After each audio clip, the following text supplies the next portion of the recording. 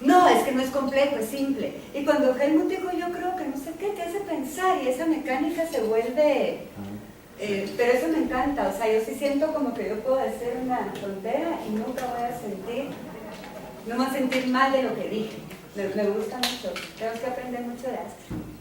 Tienes una forma de enseñar que es como un judo. ¿Qué? No como el karate. El jiu-jitsu. No sé. El judo. Que Y yo lo que pasa es que- trabajas con la fuerza del otro para que se caiga. No vas a estar así. Está bien. Y lo que pasa es que yo he visto esto en las evaluaciones de ASTE. Sí. Los comentarios de los estudiantes reflejan mucho lo que nosotros, por lo que yo sentí esta vez en el diálogo.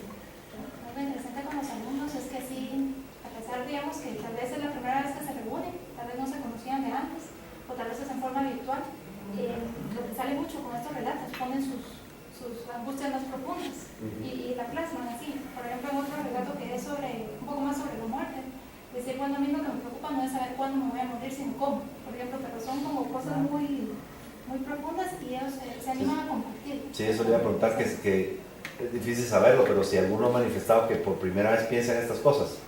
O sea, que si para algunos alumnos es como primera vez que cuestionan estos temas. Para la mayor parte de los que no me da es... Sí. Organicé uno de Freud y de Hitchcock y también fue la primera vez que ellos habían escuchado sobre estos temas que habían compartido. Y al principio como que sí se retraen un poco, pero después empiezan a expresarse más libremente. En una de las evaluaciones había un comentario, algo así, casi como que me dejó pensar en cosas que jamás se me había ocurrido, como que existían, no me recuerdo, pero sí había una frase. Sí, a veces eso es mucho más valioso que cualquier conocimiento técnico, Sí. ¿verdad? O sea, que el mismo alumno, sin imponerle nada, porque ese es el punto, no le va a decir uno, usted debe creer en Dios, no debe creer en Dios, tal, pero que se planteen preguntas fuertes como estas. Sí, ese es otro valor, ¿Y cuál? lo que estás diciendo ahorita, de las preguntas sobre la verdad, sobre Dios, vistas de una forma completamente diferente. Mi libertad, mi Sí. responsabilidad. Por eso les decía que el tema, me gustó la parte de genuino, porque muchas veces uno ve textos libertarios como la libertad de lo máximo, y la libertad de lo que uno tiene que buscar, pero se deja esa parte de responsabilidad. Yo solo se lo he visto a Kaufman, donde Kaufman lo que pone es claramente bueno quitar la responsabilidad porque es cómodo. O sea, Kaufman lo pone como, son pocos los que pueden tomar responsabilidad y aceptar la libertad, porque es muy cómodo no aceptar la responsabilidad. Entonces yo creo que ese tema de Borges, desde el punto de vista libertario, no sé qué opinas usted, pero o sea, como que sí saca esa espinita de decir, miren, muy bien, pero ya uno como humano, ¿lo quiero o no lo quiero? Claro. Cobrar conciencia de eso. Y también viene ahí la parte cómoda de ceder libertad a la autoridad, al gobierno, al profesor, al... Es el sueño, Sí. es el sueño comunista tanto como el sueño fascista. Entonces, los dos. Sí, que lindo no estar vivo. Sí. Ujú. Y también es lindo estar así, tener clase con una persona que sigue creyendo en el psicoanálisis. Sí, gracias, de veras que gracias. Interesantísimo, muchas gracias. Tenemos que hacer más contigo porque aprendemos del proceso. Con Dylan tenemos alguno. Dile cuándo. Antes de que te vayas. ¿Por qué no nos haces el que vas a hacer con los estudiantes? O alguno de su libro, aprovechando el Dice libro. que Sí. Risk, ¿cuál es el libro? Porque él también dice que tiene Risk. Lo mismo, es el mismo. Ah. Es el que escribió el Sí. libro. Sí, yo te escribo para la fecha. Sí, sí. Sí, Claro. muchas gracias. Buenísimo. No, gracias a ustedes ahí por venir a acompañarme en el viaje. Sin este cierre nos hemos quedado muy bien.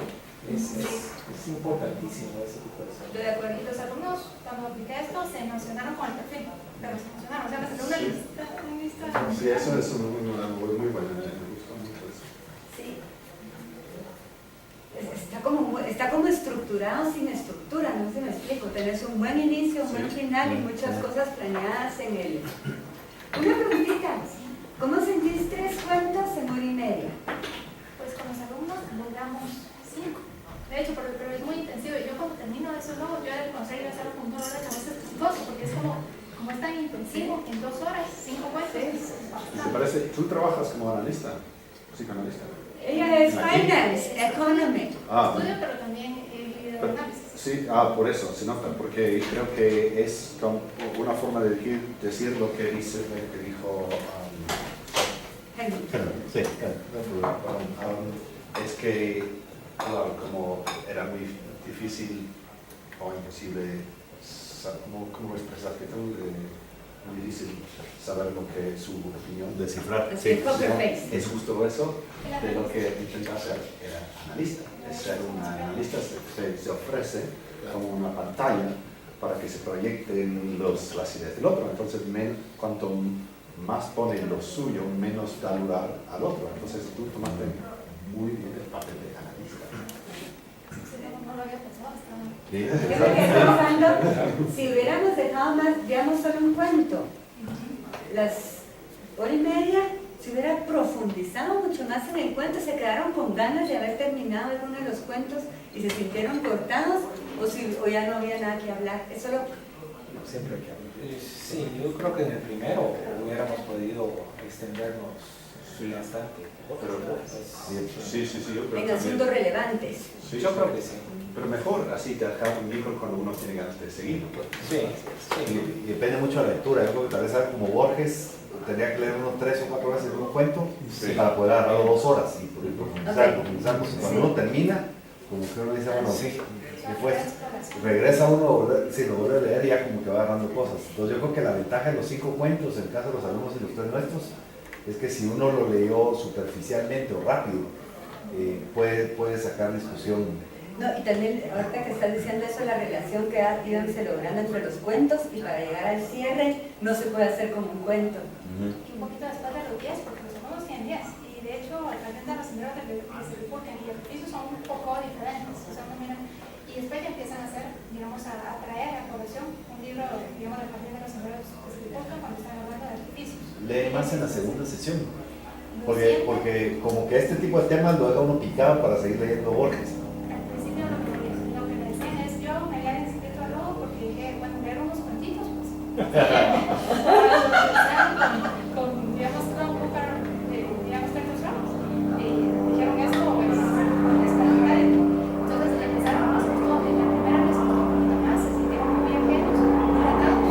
En la segunda sintieron que ya nada mejor, pero hacía todo se desestima porque es para organizar. O sea, de alguien como todo que dio la segunda parte le pareció muy complejo. En cambio ellos ya lo sintieron un poco más, como que ya conocían las aborjas. Entonces ya podían comprenderlo mejor. Muchas gracias. Muy bien, muchas gracias. Ya podemos decir what did I learn today. Un montón, Astrid, gracias. Y perdón por venir tarde. Yo salgo con una pregunta para mí mismo, también a partir de eso, de la primera lectura, porque yo sostengo que el determinismo elimina el libre albedrío, es mutuamente excluyente. Sí. O sea, el determinismo elimina el libre albedrío, son opuestos. Pero no sé. ¿Puede existir un Dios si no hay determinismo? Podría ser, ese es el tipo de preguntas de las que Esa es la visión Digamos, del albedrío. a mí antes de que se vaya me afligió mucho porque yo ando por el mismo camino. Borges, solo que yo nunca voy a escribir nada parecido a lo que hay. a lo mejor sí, a lo mejor sí. Pero, digamos, para mí, Dios existe. Pero no logro internalizarme yo en él o él en mí. Entonces, lo que le digo a mi mujer, por ejemplo, que ella sí cree en Dios, le digo es que tal vez en la otra vida yo voy a poder mejorar. Pero en esta no. Es algo como el concepto de la muerte.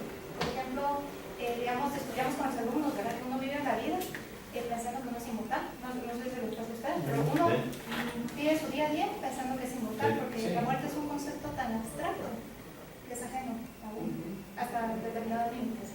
Ahora, así es el tema de la muerte. Tienes toda la razón de que uno vive pensando que es inmortal.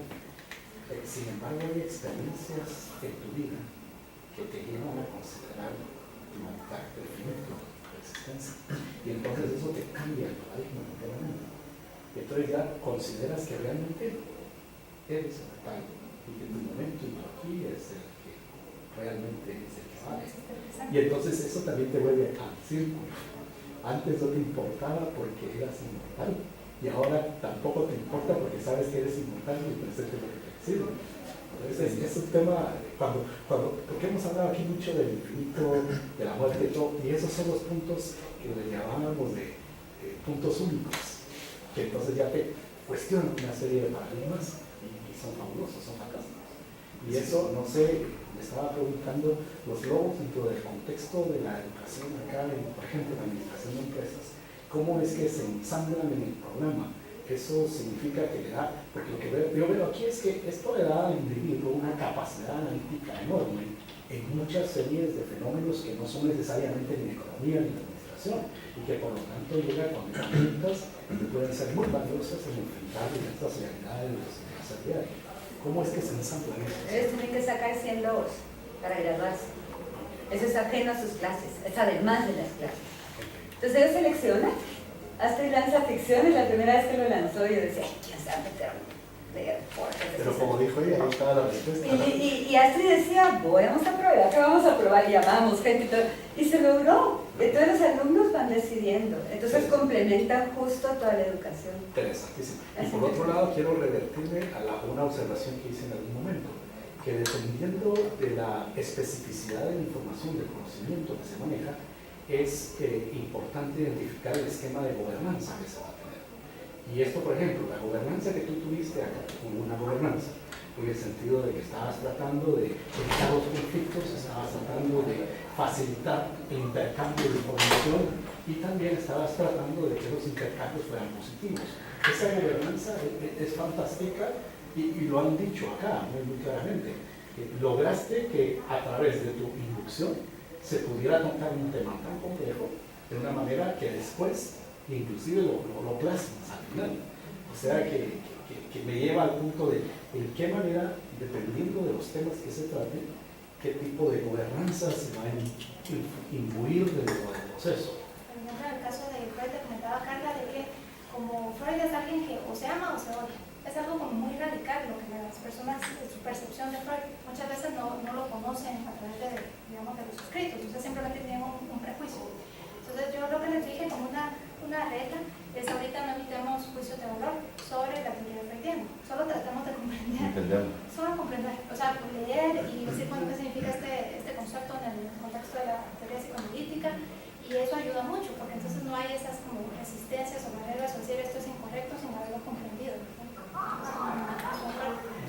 Lo que decías del libre albedrío es interesante porque el tema teológico de Borges es fuerte porque hay una concepción de circularidad, o sea, como explica el libre albedrío en algunas escuelas de religión, es que si Dios existe, Él puede observar todo en el tiempo como si fuera un círculo. Entonces Él ya está observando el principio y el final de una vida y está escrito el libro de alguna forma, pero hay libre albedrío, o sea, porque no hay tiempo en Él, ¿verdad? Entonces yo creo que el tema de la circularidad de los libros que Él tiene es la concepción teológica tradicional de que sí puede haber un libro o un ¿cómo se llama? Un Dios observando todo, sí, sin necesidad de intervenir, y el otro sigue teniendo libre albedrío. Entonces, a pesar de que ya está escrito. A pesar de que está escrito, y él lo está observando en el tiempo presente, o sea, porque sí, ahí es un círculo donde observa la vida de inicio a fin, pero la vida es consecuencia de las decisiones de cada uno. Y hay libre albedrío, a pesar de que él ya sabe cuál es el fin. Sí.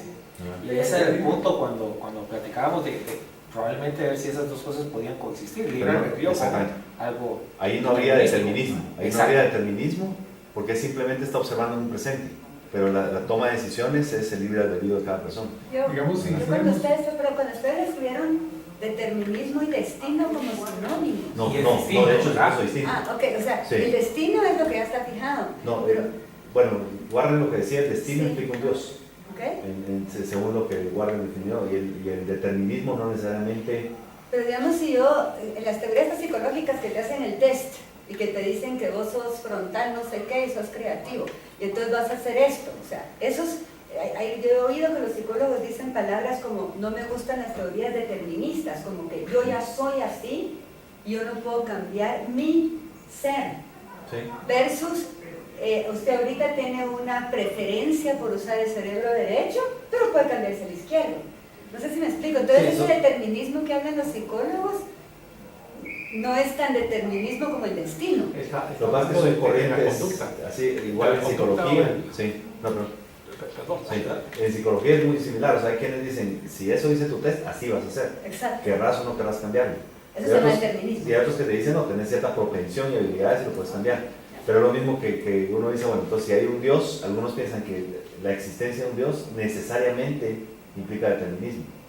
Sí. Pero hay otros que creen que no, o sea, que no necesariamente hay un determinismo si existe un Dios. Pero los psicólogos que creen ese determinismo, ¿será que entonces hay libre albedrío? O sea, si eso fuera válido, que estás determinado por tus tesis. Ese es el debate, igual que el tema genético, o sea, que tanto te determinan los genes. Hay quienes dicen, el gen te determina todo. Carlos Méndez piensa, no que te determina todo, pero que te determina bastante. Entonces ahí podría decir, entonces es un determinismo.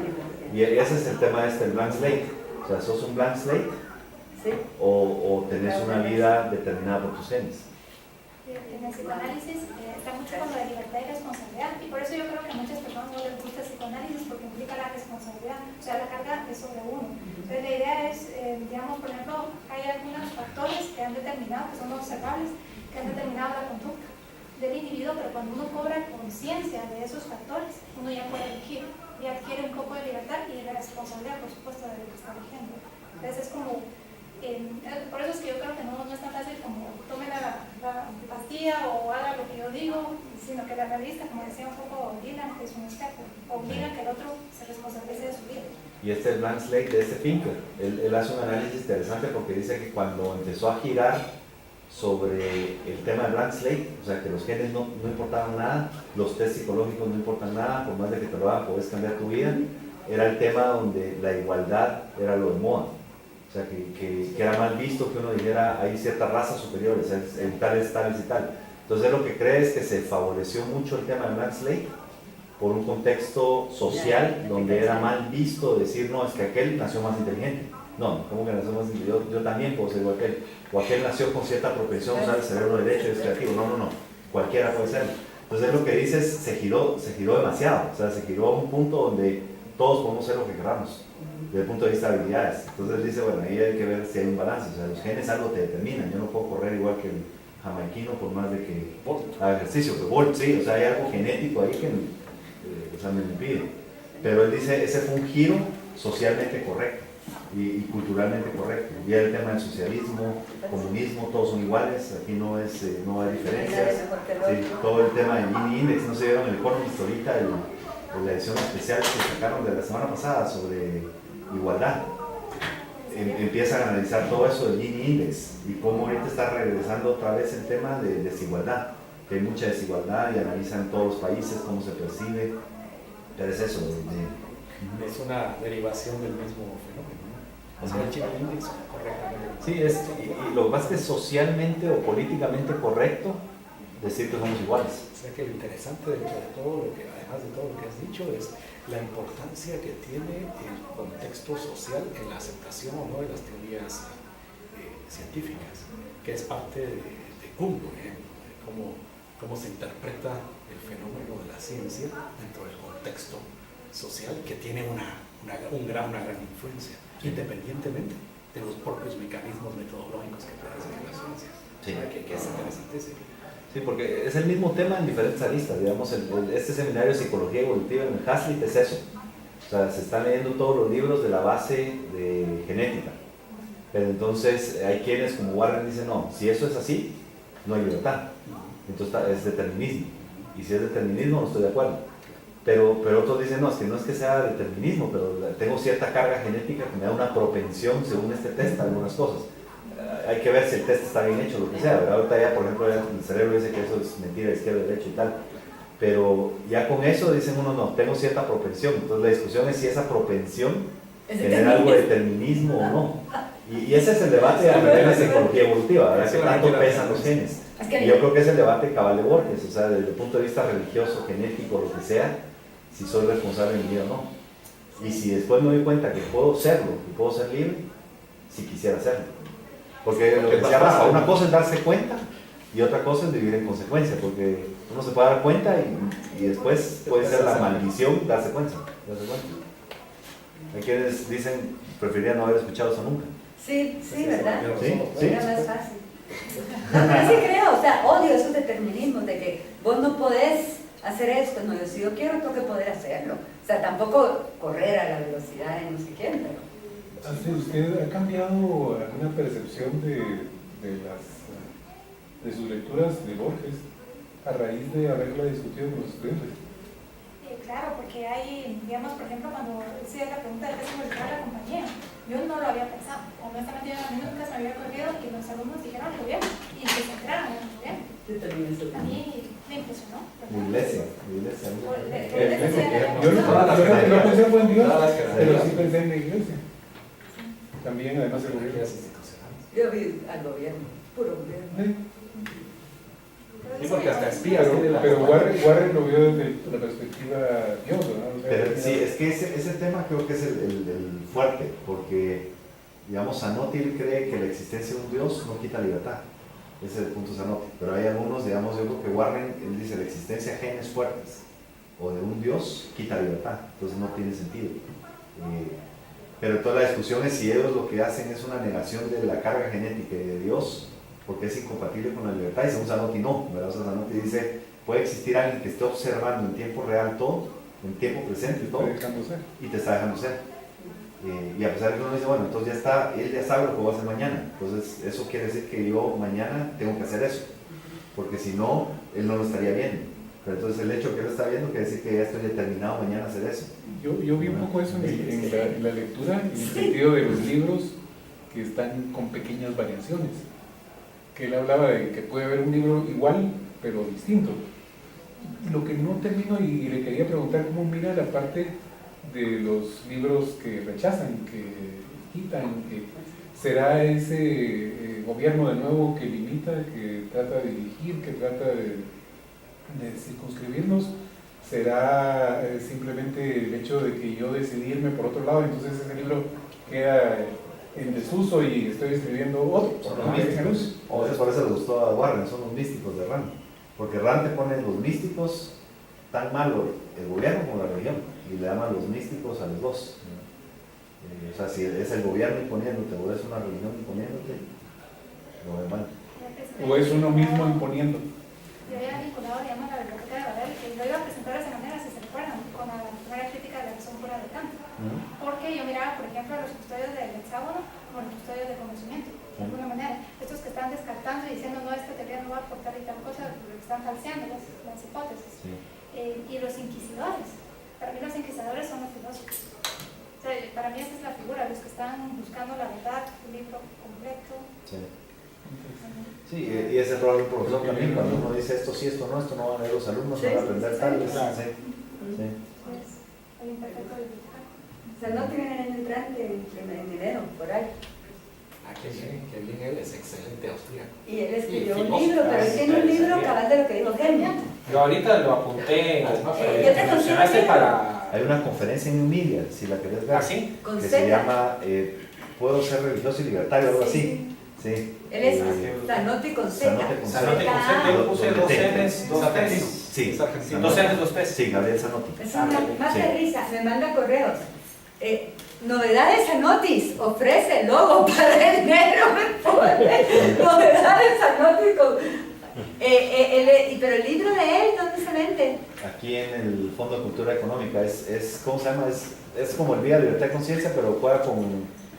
Es como ¿cuál es la proclamación de Estados Unidos? Es libertad, justicia. Sí, él juega con ese... Y es el sitio web que aquí es YouMedia. Sí, entras a Te voy a mandar la dirección y el link Ah, para que lo De puedas una ver. salida, ¿no? Pero siempre entras a ufm.edu. Ah, En la ok. página principal, aquí aparece New Media. New Y Media. ahí está Ah, ok. miles de videos, millones de videos. Todo No lo que... tantos o más que Menos los lo tuyos hay en la que están aquí, biblioteca de esos Babel. los tenemos en otro lugar. Más que los que hay en la biblioteca de Babel, así que ya. Esos los tenemos en una página que les puedo mandar el link si se quieren observar. Sí, porque la idea es que nosotros como profesores Miremos observáramos cómo- cómo Eso es actuamos. valiosísimo, es que eso es valiosísimo. Ahí está, Observar ya en está. acción te da una Sí, retroalimentación. Vamos a estar atrasados, pero entonces uno puede regresar a ver los videos, no son al público porque no es, y uno puede decir, ¡ala, qué mala hablo! Pero Pinker, Pinker. Tengo sus obras, Ya. pero no me puede escribir a este seminario Sí. que ustedes tienen con Wayne. Porque sí sé que... Deberíamos de hacer uno de Pinker aquí, tal vez, para los que quieran.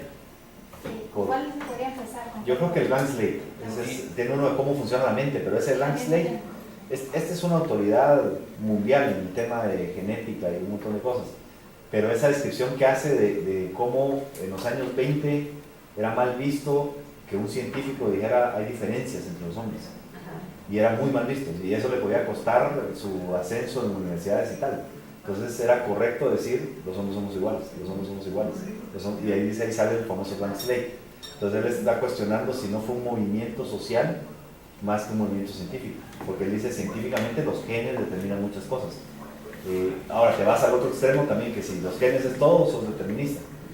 Pero entonces toda esa discusión, yo creo que en el Haslett, digamos, Carlos y yo tenemos más sesgo biológico, estudio bioquímica y Carlos química, pero como que se interpreta mal los genes, y está este libro de Hawkins, no sé si lo han leído, Dawkins, el de Self-Ficini, donde él dice los genes es como que si inventaran una máquina en Andrómeda que se puede comunicar con la Tierra, pero la comunicación tarda 20 años en llegar a la Tierra. Entonces mandan la comunicación y hay un rezago. O sea, él dice, no es que pueden actuar día a día, y no es que mis genes me hacen tomarme esta taza de café ahorita, sino que es lo que dice, no podrían determinar la vida de una persona, pero sí influye, porque hay cierta información que van mandando, pero no determinan las acciones día a día. Pero esa discusión es precisamente como lo mismo los genes, Dios, en las discusiones del Haslett. O sea, cuando se empieza a ver que el gen puede ser determinista, dicen, no, bueno, entonces no debería ser así. Pero entonces la discusión de si puede haber libre albedrío con la existencia de un gen muy fuerte o de la existencia de Dios.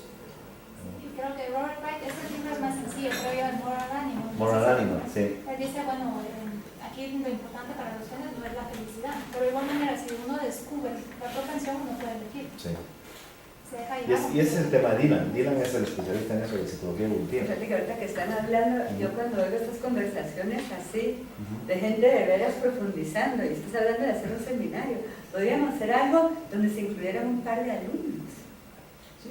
Pablo Galindo en psicología evolutiva. Se modela un poco también el cuestionamiento de los mismos profesores, me encanta. ¿Sí? Y Pablo está muy en contacto con Dylan. Sí, él lo trajo, él lo invitó. Sí. Pablo está con todos, cena todas las noches con Chris Lingo.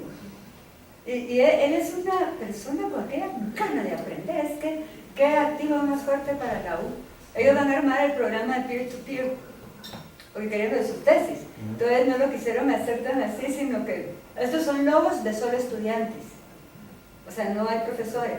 Pero estudiantes deciden que quieren leer a Borges y hablar al respecto. Yo los respeto, nosotros los respetamos, los apoyamos, y ellos nos avisan que sí fueron y que les demos sus logos. Si nos mienten, nos mintieron, es un problema.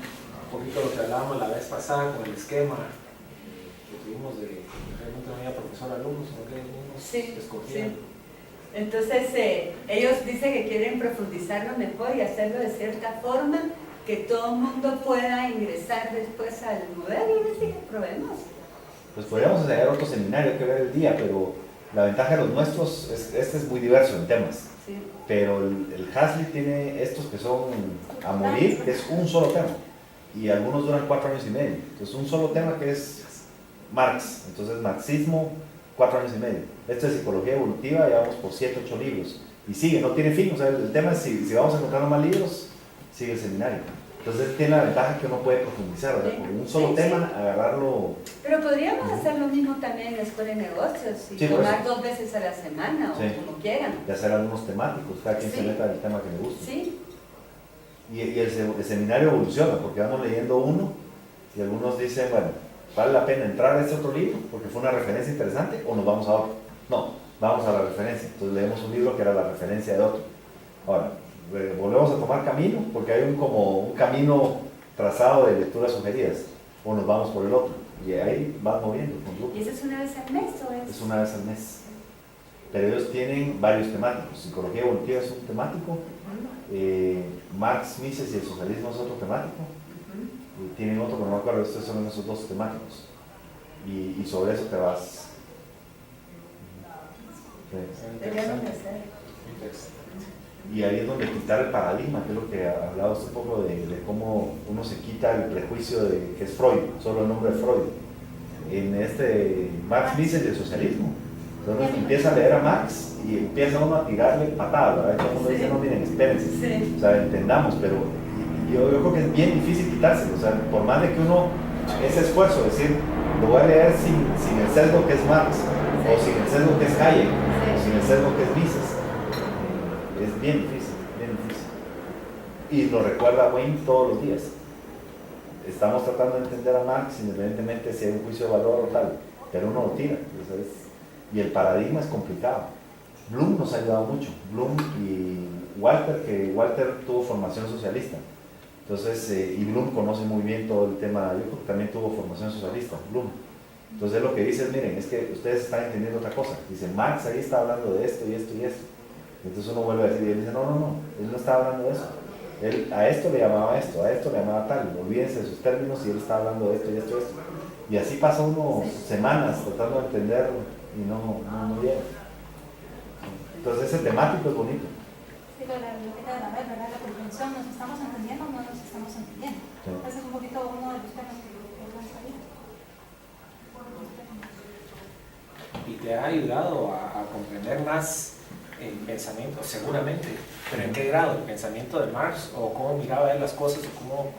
y cambiar tu percepción de a priori, cómo mirabas a Marx, y una vez has entrado a comprenderlo. Sí. Yo en particular, y ese es otro debate que sigue ahí, pero yo en particular creo que si aceptar las premisas, su pensamiento es impecable, impecable. Aún la teoría del valor trabajo. Sí, con sus premisas. O sea, y su premisa más profunda, creo yo, es que el juego suma cero. O sea, si el juego fuera suma cero, Marx tiene razón en todo, según yo. Ahora ahí entra el debate, digamos, Marta Belán dice, no, bueno, no vamos a aceptar premisas falsas. Bueno, pero o sea, yo les decía, ¿estamos viendo a alguien que tiene errores lógicos de razonamiento? ¿O estamos viendo a alguien que tiene un razonamiento impecable Con unas premisas, con unas premisas no son válidas? erróneas? Bueno, Pero yo quiero pensar que es igual o mejor desde el punto de vista lógico que Mises. Que Mises es el tema fuerte de Mises, que dicen que la estructura lógica es de lo más alabable en Mises. Pero Marx, o sea, yo creo que si el juego suma cero, por lo menos eso es lo que me ha llevado del seminario.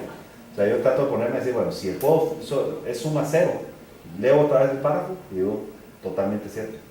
Y si el juego suma cero, leo el párrafo y Su digo, percepción de la realidad es tal que la suma cero llega a conclusiones muy válidas desde el punto de vista lógico. sí, totalmente, totalmente. Ahora, en cuanto a la parte del engarce, porque mencionaste algo interesantísimo, ¿cómo engarza, por ejemplo, el esquema puramente deductivo de Mises con un esquema basado en paradigma suma cero?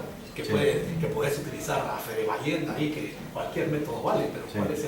¿cuál es el que engarza con Marx? Sí, incluso, por ejemplo, la teoría del ciclo. Leímos un artículo bueno, escritos de Marx, un artículo que dice que el precursor de la teoría del ciclo es Marx. Yo no leo la teoría del ciclo de Marx y es muy similar. Y ahí es donde yo entiendo por qué, por ejemplo, el Muso, su último libro, es un juego que no suma cero. Y Giancarlo siempre decía que el mejor libro, si algo había que leer del Muso, era un juego que no suma cero. Porque yo creo que eso es lo que desquebraja a Marx. O sea, si la premisa es el juego suma cero, no hay forma, creo yo, de desquebrajarlo. O sea, es impecable la lógica. Ahora, si desquebrajar la premisa de que el juego no suma cero, se cae todo Marx. Pero entonces el tema es cómo demostrar que no es un juego suma cero. En la parte de juego suma cero, sumamos que es suma cero, porque me planteaste una pregunta interesantísima, una cuestionante interesantísima, en cuanto a la parte de la teoría del valor trabajo. ¿Cómo la insertas dentro del juego suma cero desde el punto de vista subjetivo del valor? Porque básicamente una premisa fundamental es el valor trabajo y a partir de ahí... Sí, lo que pasa es que para Marx el valor es objetivo. Y como hay un juego suma cero, lo que gana uno lo pierde el otro. Y entonces si lo que gana uno es la pérdida del otro, hay un proceso de negociación entre el capitalista y el obrero. Y lo que él dice es, como el poder de negociación lo tiene el capitalista, por eso que tiene capital, te va a dejar con lo necesario para subsistir. Y la diferencia que se lleva el plusvalor es lo que habría invertido para subsistir. O sea, básicamente lo que está diciendo es una esclavitud. O sea, es una esclavitud donde si tenés un esclavo, lo que le pagas es para que esté vivo. Y mientras está vivo te trabaja suficiente. Y el excedente te lo llevas. Ahora, si el juego suma cero, tiene razón. O sea, si el juego suma cero es cada dólar que se lleva el capitalista, Es un dólar menos del otro. Y y allí esa ha sido mi interpretación, o sea, seguramente no la de todos, pero en mi caso me sirvió ver la importancia de Muso, del pozo Macer. Yo he hecho lo que cuando conocí a Muso, yo no sé, algunos les he contado, fue en una estación de fiduciarios, que Cacha no estaba aquí, me dijeron andar a dar una charla de fiduciarios del nuevo pensum del MBA. Entonces presento el pensum, yo no conocía a Muso. Entonces levanta la mano el Muso. Entonces me dice, no veo ahí la ventajas comparativas de la ley de Ricardo. Le digo, sí, sí está en los cursos, lo vemos, pero no lo veo ahí. O sea, no está en su folleto, me enseña el folleto. Entonces le digo, pero sí está, sí se enseña, pero no está en el folleto, no está ahí. Y entonces empezó a abrir el debate y acá le decía Muso, sí le enseñamos. Entonces después le decía Muso, ¿sabe usted que solo por ese concepto valió la pena fundar la Marroquín? O sea, el tema del pozo macero, o sea, el pozo macero. Y ahí es donde yo hago mucho clic de que si querés desquebrajar a Marx, es la